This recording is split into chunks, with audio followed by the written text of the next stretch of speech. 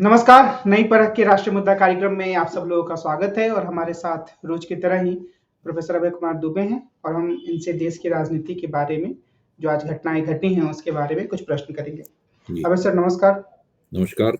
उम्मीद तो ये जताई जा रही थी और आपने भी कल कहा था कि नीतीश कुमार को बिहार में बहुमत हासिल करने में कोई खास दिक्कत नहीं आनी चाहिए। आज वो हो गया, तो बिहार के इस घटनाक्रम को आप कैसे देखते हैं? क्या नीतीश कुमार एक विजेता के रूप में उभरे हैं? देखिए, उनको हम जैसे सब लोग उम्मीद कर ही रहे थे कि उनको विश्वास मत मिल जाएगा, वो मिल गया है उन्हें। लेकिन अगर आप तेजस्वी यादव के भाषण के ऊपर गौर करें, जब जब विश्वास मत पेश किया गया तो पहला मौका तेजस्वी यादव को उसका विरोध करने का मिला। तो तेजस्वी यादव ने मेरे ख्याल से बिहार की हालिया राजनीति का सबसे बेहतरीन भाषण दिया।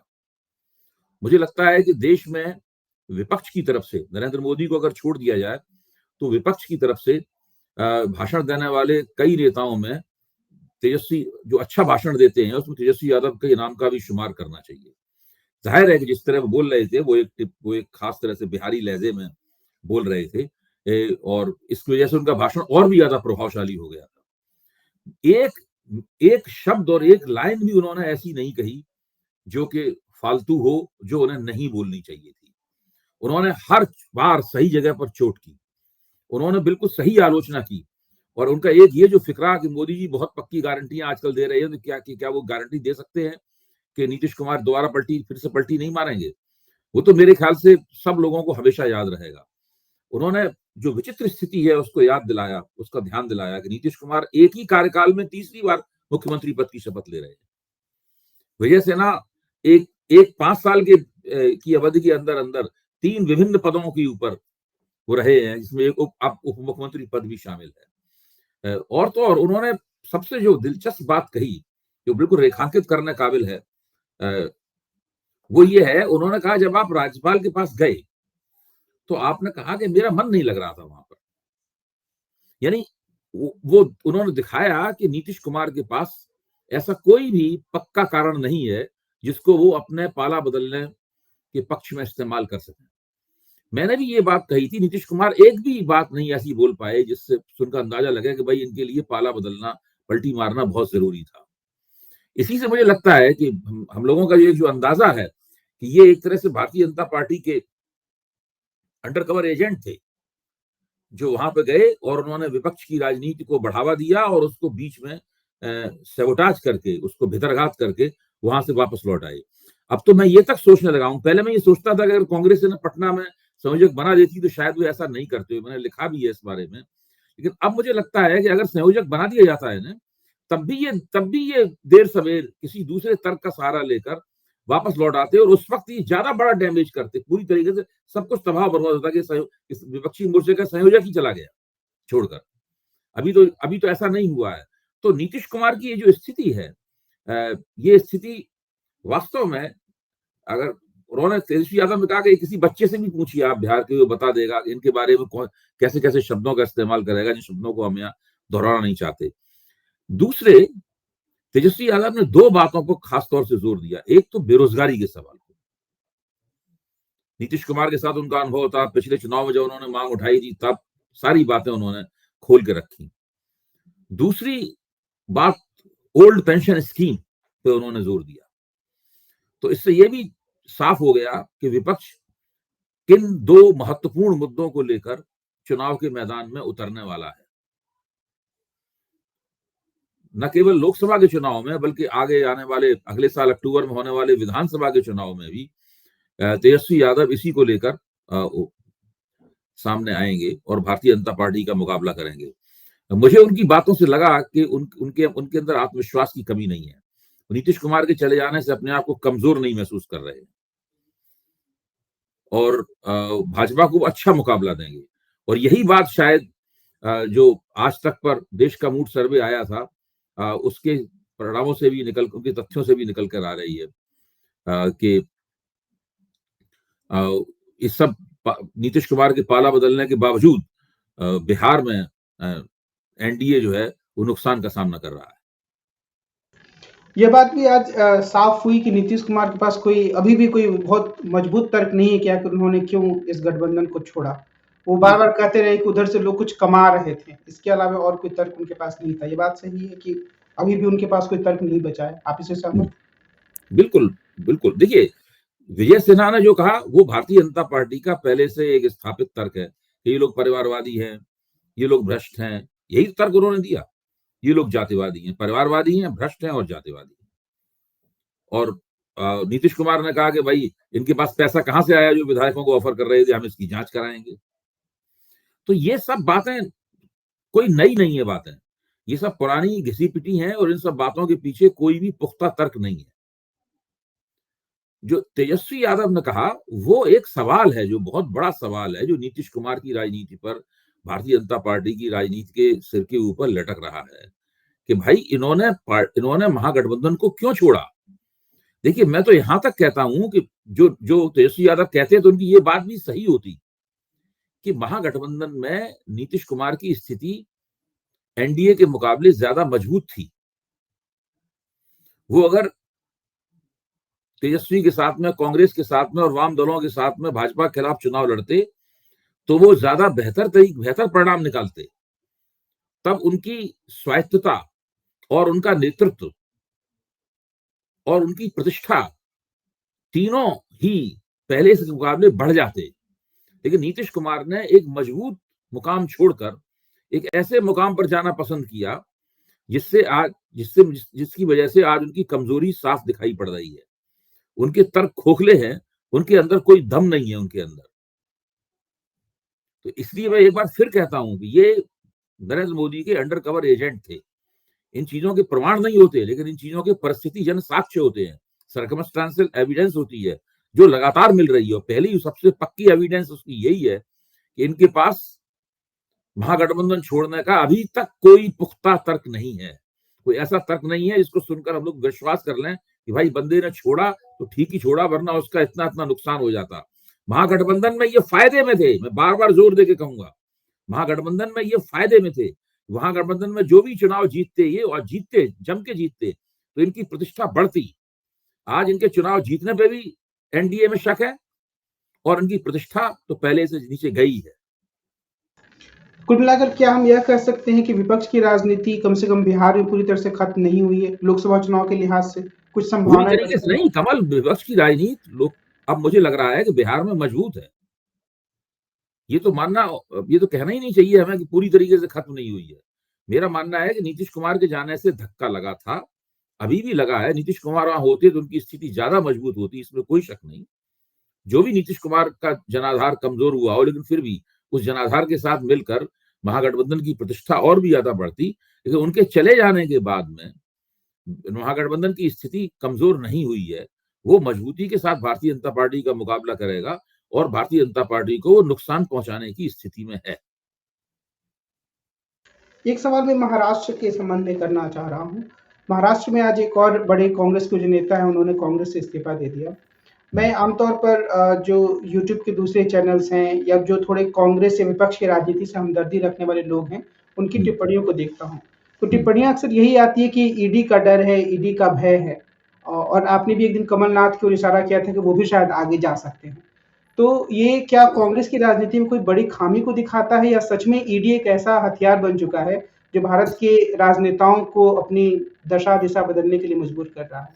देखिए, अशोक चौहान ने जो किया है उसमें मुझे कांग्रेस का जो ऑर्गेनाइजेशनल लोचा है, जो सांगठनिक समस्या है कांग्रेस की, वो ज्यादा नजर आती है। नाना पटोले महाराष्ट्र में कांग्रेस के अध्यक्ष हैं, तो अशोक चौहान की नाना पटोले से बहुत दिनों से तलवार खिंची हुई थी दोनों के बीच में। अशोक चौहान को उनके काम करने का तरीका पसंद नहीं था। वो बार बार आला कमान से इसकी शिकायत कर रहे थे। आला कमान ने कभी भी उनकी शिकायतों को दूर करने की कोशिश नहीं की। चौहान को और पटोले को एक साथ बैठा के बात करने की कोशिश नहीं की। मामले को जो पंच फैसला करना होता है, भाई दो बड़े नेता हैं, एक पार्टी अध्यक्ष है और एक पूर्व मुख्यमंत्री है। मुख्यमंत्री होने के साथ साथ वो, उनका पास जनाधार भी है अशोक चौहान के पास। भाई उनकी पत्नी भी कांग्रेस से एमएलए है, उनका बेटा युवक कांग्रेस का अध्यक्ष है। उसके बाद उनके 7-8 एमएलए उनके साथ हैं, जो शायद उनके साथ ही पार्टी को छोड़ भी देंगे। एमएलसी लोग उनके साथ हैं, वो भी उनके साथ पार्टी छोड़ देंगे। तो इतना बड़ा नेता है जो अपने साथ बहुत से लोगों को ले जाएगा निकाल। उनके पिताजी भी शंकर राव चौहान मुख्यमंत्री थे, तो बड़ी बात है ये उनका छोड़ जाना। तो इतना बड़ा नेता नाराज था और लंबे अरसे से नाराज चल रहा था, और उसका सीधे सीधे जो पार्टी का अध्यक्ष था उसके साथ में विवाद था, उस विवाद को हल करने की उन्होंने कोशिश क्यों नहीं की? या तो आप कहिए कि आलाकमान इतना कमजोर है कि इसने हल करने की कोशिश करने के बावजूद भी हल नहीं कर पाया। दूसरी बात ये कि आलाकमान ने इसकी तरफ ध्यान ही नहीं दिया, हल करने की कोशिश ही नहीं की। आप कल्पना कीजिए कि राजस्थान में एक व्यक्ति जो उप मुख्यमंत्री था और पार्टी का अध्यक्ष भी रह चुका था, उसकी मुख्यमंत्री से चल रही थी, सचिन पायलट की अशोक गहलोत से चल रही थी। तो आलाकमान ने उसको, इन दोनों को कब समस्या को हल करने की कोशिश की? तब हल करने की कोशिश की जबकि विधानसभा चुनाव आ गया। उससे पहले समस्या को हल करने की कोशिश नहीं की। उस बीच में सचिन पायलट पार्टी छोड़कर वो भी भारतीय जनता पार्टी में जाना चाहते थे। जो अशोक चौहान करने जा रहे हैं, सचिन पायलट भी वही करने जा रहे थे। वो तो भारतीय जनता पार्टी के अंदरूनी समीकरण जो था राजस्थान का, उसकी वजह से वो नहीं कर पाए। वैसा समीकरण महाराष्ट्र में मौजूद नहीं है। तो ये कांग्रेस को अभी ऐसे और कई झटके लगने वाले हैं। मध्य प्रदेश में भी झटका लग सकता है, महाराष्ट्र में तो लग ही गया है झटका, लेकिन हो सकता है कि ये मार्च आते आते कांग्रेस को एक दो झटके इस तरह के और लग जाए। क्या इसके पीछे हम ईडी की भूमिका भी देख सकते हैं, खासतौर पे जो जीतन राम मांझी, अगर आज हम बिहार की बात करें तो ये कहा जा रहा था कि विपक्ष ने कहा कि हम आपको मुख्यमंत्री बना देंगे, भारतीय जनता पार्टी ने उनको राज्यसभा भी नहीं भेजा, उनको 2 कैबिनेट मिनिस्टर भी नहीं मिला, फिर भी वो उन्हीं के साथ रहे। तो क्या एक डर भी है लोगों के बीच में? देखिए, इस वक्त भारतीय जनता पार्टी सत्ता में है, पिछले 10 साल से सत्ता में है, और ऐसा माहौल बन गया है, ऐसे लगता है कि आगे भी सत्ता में रहेगी, यानी अगले 5 साल और सत्ता में रहेगी। तो पहली बात तो ये, जो सत्ता में होता है उसके चुंबक में ज्यादा ताकत होती है, वो लोगों को ज्यादा अपनी ओर खींचता है, उसके साथ रहने के प्रलोभन ज्यादा होते हैं।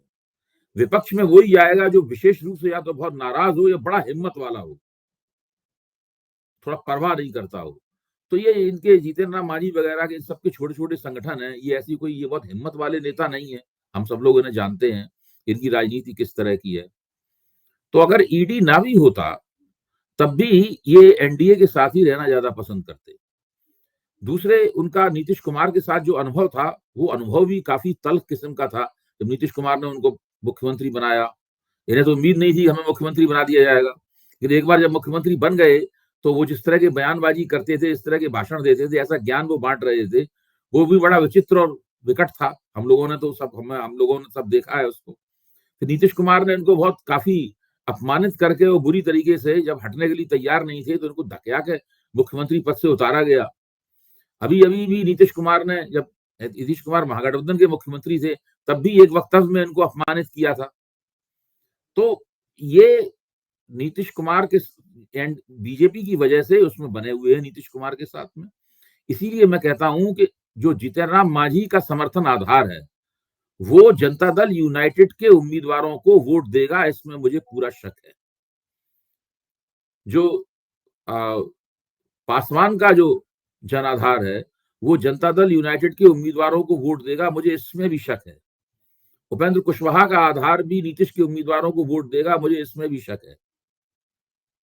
भारतीय जनता पार्टी का जो अपर कास्ट वोटर है, वो तो लंबे अरसे से चाहता है कि भारतीय जनता पार्टी नीतीश कुमार का साथ छोड़ दे और स्वतंत्र रूप से अपनी पकड़ बिहार की राजनीति पे बनाए, बिहार की राजनीति पे अपना प्रभुत्व कायम करे।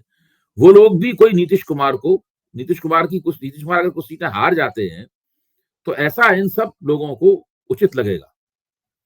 तो मुझे लगता है कि लोकसभा चुनाव में ही नीतीश कुमार को नुकसान होने वाला है। जब लोकसभा चुनाव में इनकी सीटें कम होंगी तो विधानसभा चुनाव में एमएलए के टिकटों की बार्गेनिंग करने की, सौदेबाजी करने में इनको काफी दिक्कत आएगी। कल बहुत सारे किसान संगठन अपने कार्यकर्ताओं के साथ या अपने समर्थकों के साथ दिल्ली की ओर कूच कर रहे हैं। सरकार ने कुछ प्रबंध भी किया है। क्या आपको ये लगता है कि केंद्र सरकार के लिए एक बहुत बड़ी चुनौती बनने वाला है आने वाले दिनों में? देखिए, अगर 2-3 दिन के अंदर ही इस आंदोलन को सरकार स्थगित नहीं करवा पाई तो फिर बहुत बड़ी समस्या पैदा हो सकती है। पिछली बार 6 महीने धरना देकर जो प्रभाव पैदा किया था किसान आंदोलन ने, इस बार वो 15 दिन के अंदर ही वो प्रभाव पैदा कर देगा। इसीलिए सरकार पिछले तजुर्बे से सबक सीखते हुए उसने किसानों के दिल्ली में घुसने से रोकने का पूरा इंतजाम किया है। और उस इंतजाम की जो भी आलोचना हो रही हो और एक आंदोलन को की रोकथाम हो रही है, दमन हो रहा है, किसानों के अधिकारों पर प्रहार हो रहा है, इस प्रकार की चौतरफा आलोचनाएं हो रही हैं और वो अंतर्राष्ट्रीय स्तर पे भी हो रही होंगी, क्योंकि सारी तस्वीरें जो हैं बैरिकेडों की, कीलें लगी हुई सड़कों की, सारी दुनिया में प्रसारित हो रही होंगी। तो उससे नजारा तो सरकार के लिए अच्छा नहीं बनता है, लेकिन सरकार इस नुकसान को जो आलोचनाओं से हो रहा है छवि का, उसको बर्दाश्त करने को तैयार है, लेकिन वो ये नहीं चाहती कि फिर से किसान दिल्ली में आ जाएं और फिर यहाँ भी नाकेबंदी कर दें राजधानी की। तो सरकार तीन सरकार के जो मंत्री है पीयूष गोयल, अर्जुन राम मुंडा और नित्यानंद राय, वो चंडीगढ़ में इस वक्त भी जब हम आपसे बात कर रहे हैं तब किसान नेताओं, मजदूर नेताओं से बातचीत कर रहे हैं समझौते की। एक आखिरी सवाल इसी से जुड़ा हुआ है कि आमतौर पे मैं देख रहा था सोशल मीडिया में और हमारे चैनल पर भी नीचे किसी ने आकर कमेंट किया कि ये सारे जो किसान हैं और इनके जो मुद्दे हैं वो अमीर किसानों के मुद्दे हैं। क्या ये इसको इस रूप में देखना सही है? भाई एक जमाने में तो वामपंथी इनको अमीर किसान कहते थे, वामपंथी इनको कुलक कहते थे, धनी किसानों का आंदोलन कहा जाता था इस सबको। तो वही जो छवि है इनकी वो बहुत सी बनी हुई है, लेकिन पिछले किसान आंदोलन ने तो छवि को बिल्कुल तार तार कर दिया है। पिछला किसान आंदोलन मुख्य तौर पर छोटे किसानों और मझोले किसानों का आंदोलन था। ये किसान भी जो है वो भी छोटे और मझोले किसान हैं जो मुख्य तौर पे आ रहे हैं। इनके अंदर बहुत सारे खुशहाल किसान भी शामिल हैं, इसमें कोई शक की बात नहीं है। लेकिन देखिए अब ये ट्रैक्टर वाला किसान है, ये वो किसान नहीं है जो हल जोत रहा है, 2 बीघा जमीन जो विमल राय की पिक्चर थी, वो वाला किसान नहीं है ये, जो सूदखोरी के कर्ज से परेशान है, वो जो फिर जमीन बेच के कलकत्ता में उसे रिक्शा खींचना पड़ता है, जो बलराज साहनी ने भूमिका निभाई थी। ये ट्रैक्टर वाला किसान है, इसने अगर खुद ट्रैक्टर नहीं खरीदा है तो ट्रैक्टर किराए पे लेकर अपनी फसल को अपने अपने खेत में इस्तेमाल करता है। ये उस तरह का किसान है। तो भारत में पिछले 40-50 साल में हरित क्रांति के बाद के खेती का किरदार बहुत ज्यादा बदला है और ये उसी की देन है पूरा ये सारा किसान वर्ग। हम आगे देखेंगे कि आंदोलन किस रूप में सामने आता है और उसके विभिन्न पहलुओं पर हमारी विवेचना जारी रहेगी। आज की बातचीत के लिए भी सर आपको बहुत धन्यवाद। हम कल फिर मिलते हैं और देश की राजनीति के अन्य मुद्दों पर हम प्रोफेसर रविकुमार दुबे से इस कार्यक्रम में बातचीत करेंगे। आज की बातचीत के लिए धन्यवाद। नमस्कार।